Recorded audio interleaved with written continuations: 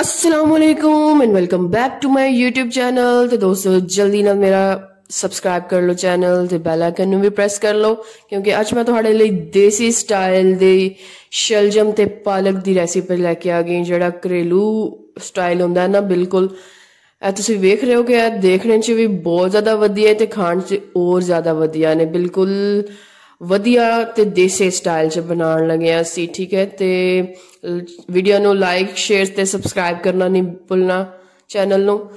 ਠੀਕ ਹੈ ਤੇ ਆਪਾਂ ਸ਼ੁਰੂ ਕਰਦੇ ਹਾਂ।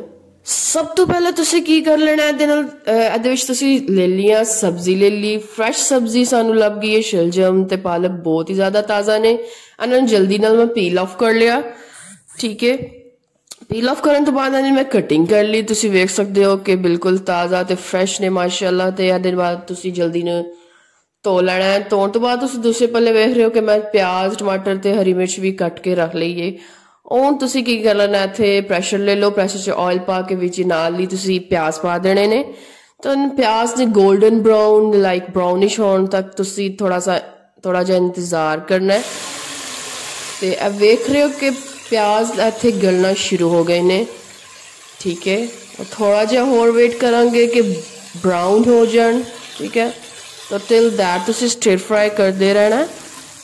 ਠੀਕ ਹੈ ਹੁਣ ਇੱਥੇ ਬਿਹਤਰ ਹੋ ਗਏ ਨੇ। ਇਹਦੇ ਵਿੱਚ ਮੈਂ ਪਾ ਦਿਆਂਗੀ ਟਮਾਟਰ ਇੱਥੇ। ਠੀਕ ਹੈ ਹੁਣ ਟਮਾਟਰ ਪਾਉਣ ਤੋਂ ਬਾਅਦ ਮੈਂ ਮਸਾਲਾ ਜਾਤ ਪਾ ਲਾਂਗੇ। ਇੱਥੇ ਮੈਂ ਹਲਦੀ ਪਾ ਦਿੱਤੀ ਹੈ ਸਭ ਤੋਂ ਪਹਿਲੇ, ਫਿਰ ਲਾਲ ਮਿਰਚ ਦਾ ਪਾਊਡਰ ਪਾ ਦਿੱਤਾ ਤੇ ਨਾਲ ਜਿਹੜਾ ਹੈ ਮੋਟੀ ਮਿਰਚ ਵੀ ਪਾ ਦਿੱਤੀ ਹੈ। ਠੀਕ ਹੈ ਹੁਣ ਤੇ ਇੱਥੇ ਨਮਕ ਵੀ ਪਾ ਦਿੱਤਾ ਮੈਂ। ਹੁਣ ਇਹਨੂੰ ਪਾ ਕੇ ਤੁਸੀਂ ਮਿਕਸ ਕਰ ਲੈਣਾ ਚੰਗੀ ਤਰ੍ਹਾਂ। ਤੇ ਇੱਥੇ ਮਸਾਲਾ ਬਣਨਾ ਹੈ ਹੁਣ। ਠੀਕ ਹੈ ਮਸਾਲਾ ਬਣਨ ਦਾ ਵੇਟ ਕਰ ਰਹੇ ਹਾਂ ਅਸੀਂ। ਠੀਕ ਹੈ ਥੋੜਾ ਜਿਹਾ ਵਿਨੀਗਰ ਵੀ ਇੱਥੇ ਪਾ ਲਓ। ਇੱਥੇ ਮੈਂ ਜ਼ਰੂਰ ਪਾਉਂਦੀ ਹਾਂ, ਤੁਹਾਨੂੰ ਪਤਾ ਹੀ ਆ ਹਰ ਹਾਂਡੀ 'ਚ, ਕਿਉਂਕਿ ਇਹਦੇ ਨਾਲ ਅਰੋਮਾ ਤੇ ਟੇਸਟ ਬਹੁਤ ਵਧੀਆ ਹੁੰਦਾ ਹੈ। ਤੇ ਇੱਥੇ ਨਾਲ ਹੀ ਸੋਇਆ ਸੌਸ ਵੀ ਪਾ ਰਹੇ ਹਾਂ। ਇਹਦੇ ਨਾਲ ਵੀ ਟੇਸਟ ਬਹੁਤ ਵਧੀਆ ਹੋ ਜਾਂਦਾ ਹਾਂਡੀ ਦਾ। ਇਹ ਮੈਂ ਯੂਜ਼ ਕਰਨੀ ਹੈ, ਤੁਸੀਂ ਨਹੀਂ ਯੂਜ਼ ਕਰਨਾ ਚਾਹੁੰਦੇ ਤੇ ਤੁਹਾਡੀ ਮਰਜ਼ੀ। ਤੇ ਹੁਣ ਜੇ ਮਸਾਲਾ ਬਣ ਗਿਆ ਤੇ ਨਾਲ ਹੀ ਮੈਂ ਪਾ ਦਿੰਦੀ ਹਾਂ ਛੇਵਾਂ ਸ਼ਲਜਮ ਪਾ ਦਿੱਤੇ। ਸ਼ਲਜਮ ਪਾ ਕੇ ਥੋੜਾ ਜਿਹਾ ਮਿਕਸ ਕਰ ਲਓ ਤੁਸੀਂ। ਇੱਥੇ ਅੱਛੇ ਸੇ ਜ਼ਰਾ ਤੁਸੀਂ ਵੇਖ ਸਕਦੇ ਹੋ ਕਿ ਮਾਸ਼ਾਅੱਲਾ ਕਿੱਦਾਂ ਖੂਬਸੂਰਤ ਕਲਰ ਵੀ ਆ ਰਿਹਾ ਸਾਲਨ ਦਾ। ਤੇ ਇਹਦੇ ਨਾਲ ਹੀ ਤੁਸੀਂ ਪਾਲਕ ਵੀ ਪਾ ਦਿਓ। ਪਾਲਕ ਪਾ ਕੇ ਵੀ ਥੋੜਾ ਜਿਹਾ ਸਾਲਨ ਨੂੰ ਪਕਾ ਲਓ ਜਾਂ ਲਾਈਕ ਕੇ ਭੁੰਨ ਲਓ। ਬਹੁਤ ਜ਼ਿਆਦਾ ਨਹੀਂ, ਮਤਲਬ ਥੋੜਾ ਜਿਹਾ ਭੁੰਨ ਲਓ।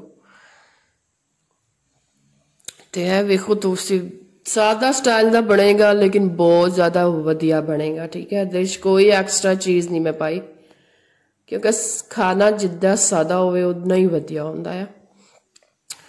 ਹੁਣ ਇੱਥੇ ਥੋੜਾ ਜਿਹਾ ਮੈਂ ਸਾਲਨ ਪਕਾਉਣ ਤੋਂ ਬਾਅਦ ਥੋੜਾ ਜਿਹਾ ਇੱਥੇ ਪਾਣੀ ਦਾ ਇਸਤੇਮਾਲ ਕਰਾਂਗੀ ਕਿਉਂਕਿ ਅਸੀਂ ਪ੍ਰੈਸ਼ਰ ਲਾਉਣਾ ਹੈ।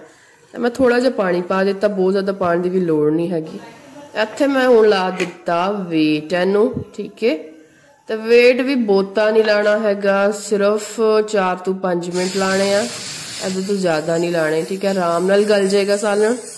ਤੇ ਉਸ ਤੋਂ ਬਾਅਦ ਅਸੀਂ ਸਾਲਨ ਨੂੰ ਅੱਗੇ ਪਕਾਵਾਂਗੇ। ਹੁਣ ਸਾਲਨ ਮੈਂ ਖੋਲ ਲਿਆ ਵੇਟ ਤੇ ਵੇਖ ਸਕਦੇ ਹੋ ਪਾਣੀ ਥੋੜਾ ਹੈ ਤੇ ਜਿਹੜਾ ਸ਼ਲਜਮ ਨੇ ਤੇ ਪਾਲਕ ਨੇ ਉਹ ਚੰਗੀ ਤਰ੍ਹਾਂ ਗਲ ਚੁੱਕੇ ਨੇ। ਠੀਕ ਹੈ ਹੁਣ ਵੇਟ ਥੋੜਾ ਜਿਹਾ ਕਰਾਂ ਦੇ ਸਾਲਨ ਦਾ ਪਾਣੀ ਖਤਮ ਹੋ ਜਾਏ ਤੇ ਨਾਲ ਹੀ ਜਿਹੜਾ ਨਾ ਜਿਹੜੀ ਰਹੀ ਸਹੀ ਕਸਰ ਹੈ ਸ਼ਲਜਮ ਦੀ ਉਹ ਵੀ ਪੂਰੀ ਹੋ ਜਾਏਗੀ। ਜਿਹੜੀ ਕੋਈ ਗਲਣ ਵਾਲੀ ਰਹਿ ਗਈ ਸ਼ਾਇਦ ਉਹ ਵੀ ਗਲ ਜਾਏਗੀ।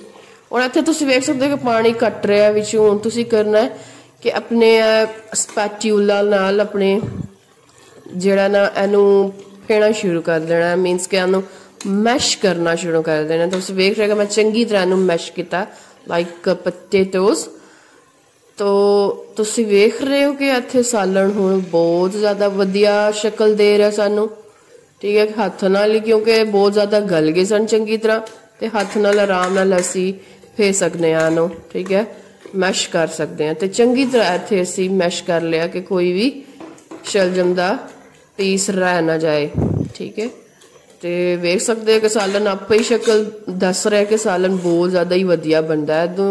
ਤੁਸੀਂ ਤੰਦੂਰ ਦੀ ਰੋਟੀ ਨਾਲ ਖਾਓ ਤੇ ਹੋਰ ਹੀ ਜ਼ਿਆਦਾ ਵਧੀਆ, ਘਰੇਲੂ ਰੋਟੀ ਨਾਲ ਵੀ ਖਾਓ ਤੇ ਬਹੁਤ ਜ਼ਿਆਦਾ ਵਧੀਆ ਸਾਲਨ। ਸਾਦਾ ਬਟ ਬਹੁਤ ਹੀ ਵਧੀਆ ਬਣਦਾ ਇਹਦੇ ਨਾਲ। ਹੁਣ ਤੁਸੀਂ ਵੇਖ ਸਕਦੇ ਹੋ ਕਿ ਬਿਲਕੁਲ ਸਾਲਨ ਇੱਥੇ ਰੈਡੀ ਆ। ਠੀਕ ਹੈ ਸ਼ਕਲ ਦੱਸ ਰਹੀ ਹੈ। ਪਾਣੀ ਤੁਸੀਂ ਮੁਕਾ ਲੈਣਾ ਚੰਗੀ ਤਰ੍ਹਾਂ। ਲਾਸਟ 'ਚ ਤੁਸੀਂ ਛੜੋ ਸਬਜ਼ ਮਿਰਚ ਵੀ ਇਹਦੇ ਨਾਲ ਵੀ ਟੇਸਟ ਹੋਰ ਵਧੀਆ ਹੋਵੇਗਾ ਤੇ ਸਾਲਨ ਸੋਹਣਾ ਵੀ ਲੱਗਦਾ ਹੈ।